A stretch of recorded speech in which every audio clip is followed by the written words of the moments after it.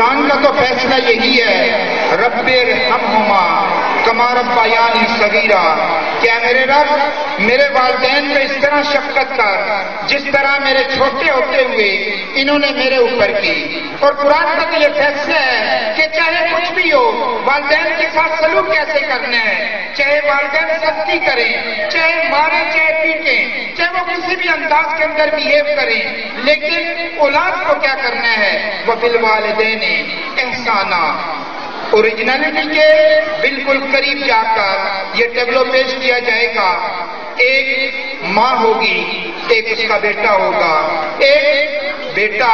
اور بیٹے کو چاہنے والی کوئی ہوگی یا اس کے بیٹے کو کوئی بگاڑنے والی ہوگی۔ اور ماں کیا کرتی ہے، ماں کتنا پیار کرتی ہے اپنے بیٹے سے، کس طرح سے بہیو کرتی ہے، کس طرح اس کے لیے کھانے پہ انتظار کرتی ہے، اپنے حلق سے کوئی بھی نوالا، اپنے حلق سے کوئی بھی پانی کی بوند یا گھونٹ نیچے نہیں جانے دیتی جب تک وہ اپنے بیٹے کی شکل نہیں دیکھ لیتی۔ لیکن اس نفسا نفسی کے عالم کے اندر، اس میٹرسٹک دور کے اندر ہوتا کیا ہے، وہی ماں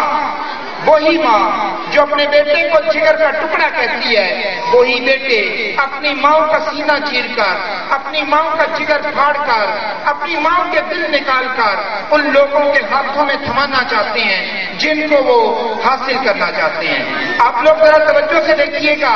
اور آپ لوگوں سے تمام سے التماس ہے کہ اپنی اولاد کی تربیت بڑی سوچ سمجھ کے کیجیے گا، ان کو سمجھایا کیجیے گا کہ انہیں کہاں جانا ہے، کہاں نہیں جانا۔ اور جو بچے یہاں بیٹھے ہیں، میری ان تمام بچوں سے التماس ہے کہ اگر اس دنیا کے اندر اور آخرت کے اندر کامیابی آپ لوگ چاہتے ہیں تو اپنی ماں کی ضرور قدر کیجیے۔ ماں بڑی چیز ہوتی ہے۔ آپ لوگ مجھے پوچھ کے دیکھیے،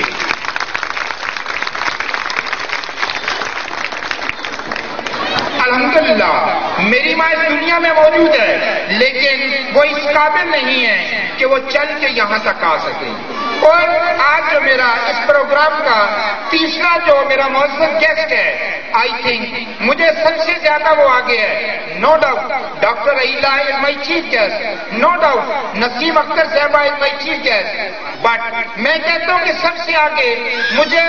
زرینہ خلیل جو میری تیسری مہمان ہیں وہ ہیں، کیونکہ وہی میری ماں کو ٹائلٹ کا پرابلم سالو کرتی ہیں، وہی میری ماں کو وضو کے لیے پانی دیتی ہیں، وہی میری ماں کو کھانے کے وقت میں کھانا دیتی ہیں۔ اس لیے ان سے آگے مجھے کوئی